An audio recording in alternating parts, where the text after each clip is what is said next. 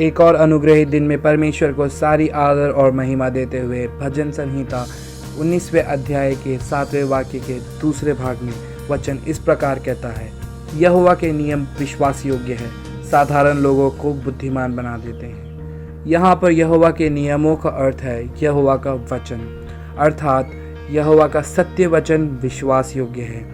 आज के समय में जब मनुष्य के वाक्य अवस्थाओं के अनुसार बदलते रहते हैं और उसके स्वास्थ्य की या उसके धन संपदा की, मान मर्यादा की या स्वतंत्रता की कोई निश्चितता नहीं है, ऐसे में विश्वास योग्य केवल हमारा परमेश्वर है। परमेश्वर के कहे वाक्य अर्थात उसका पवित्र शास्त्र ही विश्वास योग्य है। इसीलिए वचन कहता है कि आकाश और पृथ्वी टल जाएंगे परंतु परमेश्वर के वचन कभी ना टलेंगे।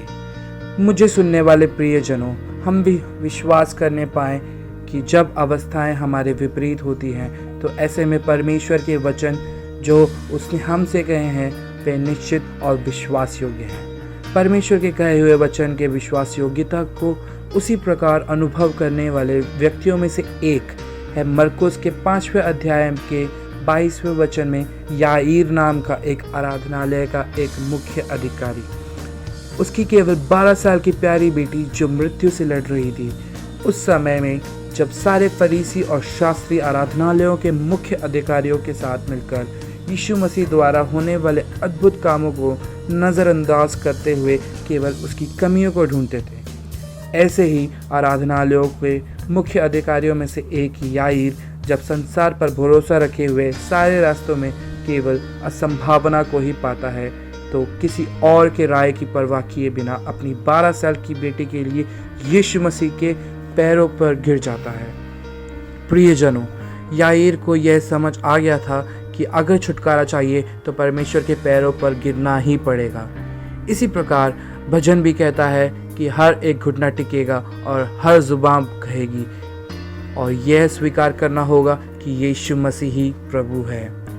जब हम परमेश्वर द्वारा छोड़ दिए जाते हैं तब यह अंगीकार करने से कोई फ़ायदा नहीं है कि यीशु मसीह ही प्रभु है। इसलिए जब हम जीवित हैं तो आइए प्रभु के चरणों में गिरने के लिए परमेश्वर हमारी मदद करें। यहाँ हम देखते हैं कि याईर की इच्छा के अनुसार उसकी प्रार्थना को सुनते हुए उसकी बेटी पर हाथ रखकर चंगाई देने के लिए यीशु मसीह एक बहुत बड़े जनसमूह के साथ याईर के घर जा रहे हैं। मार्ग में 12 साल से लहू बहने वाली स्त्री की यीशु मसीह को छूने से चंगाई मिलने को देखकर याईर का यह विश्वास कि अगर यीशु मसीह मेरी बेटी पर हाथ रखेगा तो वह चंगी हो जाएगी और भी मजबूत हो जाता है। जब विश्वास का बढ़ना हम अनुभव करते हैं तभी हमारे जीवन में विश्वास को पूरी तरह से नष्ट करने वाली अवस्थाएं भी आती हैं। जो यीशु मसीह को छूता है वे और जिसे यीशु मसीह छूते हैं वे चंगाई पाते हैं।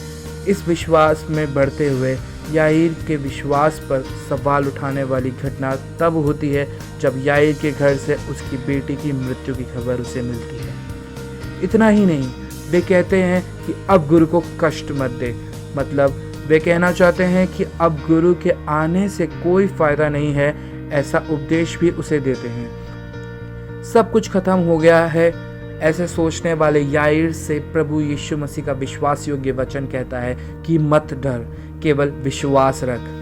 वे लोग जिन्होंने अभी तक याईर के लिए विलाप किया था, यीशु मसीह की बातें सुनकर जब उसका मजाक उड़ाने लगे तब अपने मन में बहुत पीड़ा और दुख होने के बावजूद यीशु मसीह पर विश्वास करके उसके कहने के अनुसार यीशु मसीह और 6 लोग कमरे में जाकर दरवाज़ा बंद करते हैं।